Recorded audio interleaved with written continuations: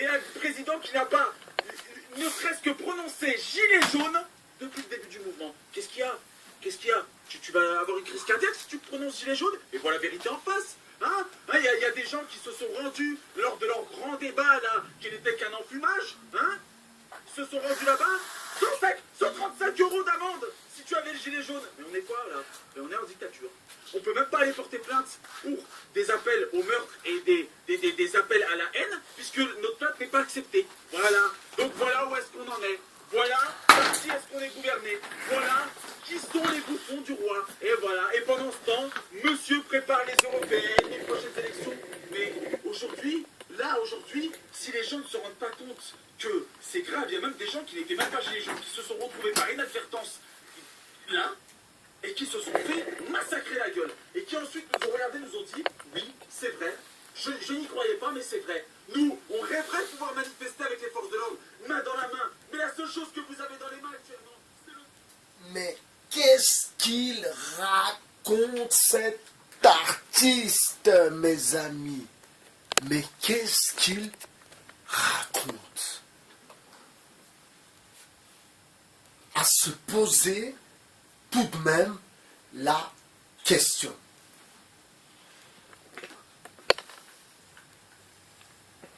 Alors, je vais vous faire un petit débrief sur ce genre de personnage.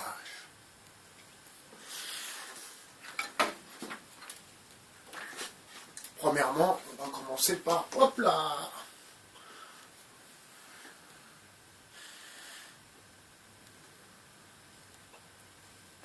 Boycott Israël et tous les produits israéliens. Ne pas oublier, boycott Israël et tous les produits israéliens. Premièrement.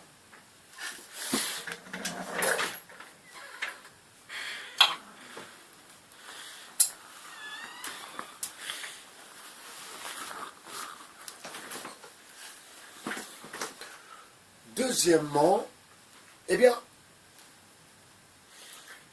j'essaye, tant bien que mal, de réveiller les gens qui suivent ce genre d'individus. Alors, je vous fais l'analyse comme si j'étais Cambridge Analytica. Alors, vous savez, il y a des... pas spécialement des maghrébins, il y a aussi des noirs, des chinois, des chihuahuas, etc., etc. Donc, qui, eux, ont toujours été mis à l'écart. On les a jamais considérés comme de vrais Français. Vous comprenez? On les a toujours montrés du doigt. Ils se sont toujours sentis différents des autres. Et ceci à cause de leur visage. Il n'a pas une tête de Gaulois, l'artiste, hein, quand même. Regardez, regardez. Les Français, qui braille. Et vous savez pourquoi? Je ne peux pas le voir en peinture. C'est à cause d'une vidéo qu'il a mis sur sa chaîne YouTube. Alors, la vidéo est la suivante. Vous voyez 3 personnes, dont vous ne voyez pas les visages, vous voyez les mains, ce sont des mains blanches, même pas un peu colorées, hein, des mains blanches, et qui brûlent un drapeau français. Et qui disent, je ne me rappelle pas, mais ils disent une connerie. Oui, le Stade de France, après les musulmans. Genre, eux, ce sont des musulmans qui brûlent le drapeau français. Et lui, il reprend cette vidéo que lui-même a faite. C'est ça le pire de l'histoire. Moi, ça, je le sais. C'est lui qui l'a faite, la vidéo. Et ensuite, il commence sa tchatch et il dit « oui, mais bon, oui, c'est vous, c'est eux les racailles, c'est à cause de vous, patati, patata, vous êtes toujours contre nous, patati. Bullshit. Que de la connerie, que de la division, que de la division. C'est un mec, lui, un Harwa, lui, c'est un mec qui a toujours été vu différemment des autres. Pas comme Michel, pas comme Patrick, pas comme Pascal, pas comme Thierry. Non, non, non, non, non, non. Lui, c'est les autres. Et ça, il a du mal à le digérer. Ça fait mal, il a du mal à le digérer. Donc, il se venge. Il se venge. C'est sa manière, à lui, quelque part, de se venger de cette discrimination qu'il a subie. Qu'il subit. La preuve, la vidéo où il vient avec des chocolats pour les donner aux gens, eh bien, il y a des dames, elles le regardent, elles ne calculent même pas.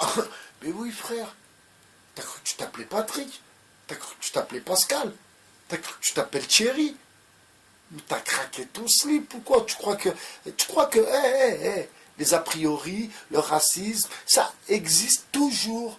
Mais toi, tu l'as fait à l'envers. Tu l'as fait à l'envers. Et bien sûr, ton faisage à l'envers nous rend pas service à nous, la diversité. Un peu comme Lucas Chance. Ça ne nous rend pas service. Parce que ça nous fait passer pour des gens fragiles. Pour des gens, quelque part, qui n'assument pas leur position. Que ce soit sociale, que ce soit colorée, que ce soit raciale ou religieuse. Eh bien, des gens comme lui, ou comme lui derrière, ou les autres qui sont sur YouTube à faire de la cloniche, eh bien, dans le fond, ils n'aiment pas les Français. Ils n'aiment pas les Français, excusez-moi, parce que ils ont toujours vécu cette discrimination où on les a montrés du doigt. Vous comprenez? Donc, Cambridge Analytica envoie un message à... Si tu envoies ce message à 150 000 amis, tu vas peut-être avoir des réponses sur la question que tu te poses. Il a dû envoyer le message. Oui, pourquoi on me montre du doigt, pourtant je suis blanc, je suis un peu typé. Mais ouais. Ils ont dû te caster, toi aussi. Toi aussi, t'as dû être casté, comme Castagnère. T'as dû être casté. Même toi, t'as été casté. Tu le sais pas. Tu t'en rends même pas compte. Parce que t'es trop stupide. L'autre vidéo, c'était laquelle? L'autre vidéo, c'était deux jeunes qui, soi-disant, sont en train de taper une femme à terre. Alors que, en vérité, la femme qu'il y a, soi-disant, à terre, c'est un homme qui a une perruque. Vous comprenez? Et lui, il vient avec cette vidéo de lâche, ma foi, des jeunes qui frappent une femme par terre, de lâche. Mais lui, il vient avec cette vidéo et fait croire aux gens que c'est une vraie histoire. Et comme la vidéo, celle d'avant, où il dit, oui, c'est vous, vous nous foutez la honte, oui, patati. Voilà, il est là pour diviser. Et dans sa division, d'une, il nous fout la honte. Parce que on passe pour des gens fragiles. Des gens qui ne s'assument pas, qui n'assument pas leur provenance, qui n'assument pas leur religion, qui n'assument pas leur couleur. Ce genre de personnages, comme tous les autres qu'il y a sur YouTube, sont bel et bien des agents du système. Donc je ne peux pas mettre son nom sur la vidéo parce que il fait supprimer mes vidéos.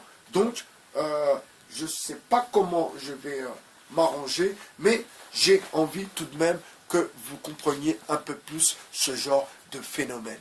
Et comme je vous ai dit, ce sont des gens qui ont toujours été discriminés, entre guillemets. Hein. C'est-à-dire qu'il a toujours ressenti qu'il n'était pas un Français comme les autres. Vous comprenez?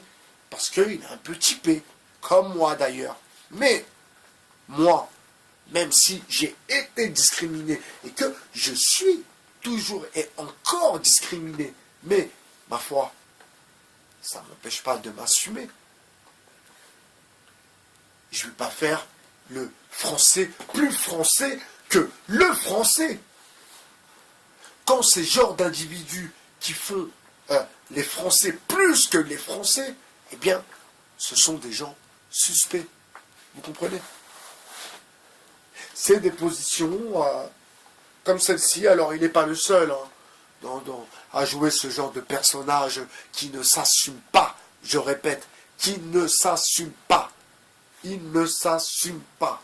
Et, avec cette histoire de gilets jaunes, donc, ramener les Français dans une douille. Elle est où la douille? Elle est où la douille? Ramener les Français dans une douille, envoyer les Français au casse-pipe, leur faire croire à des trucs qui, dans le fond, n'existent pas, parce que c'est une révolution colorée. Donc, lui, eh bien, il prend du plaisir à vous envoyer au casse-pipe. Oh yeah, amis français, comme il dit. Vous avez compris? Donc, lui, il prend du plaisir. Pour vous, là, les blancs-becs qui vont dans les ronds-points, qui vont manifester. Lui, il est content parce qu'il se venge. Il se venge. Vous avez compris? Un peu de réflexion sur le 2.0. C'était Bye Bye Cher, votre philosophe. Je vous souhaite une bonne soirée et je vous dis à très bientôt sur le 2.0. Ciao.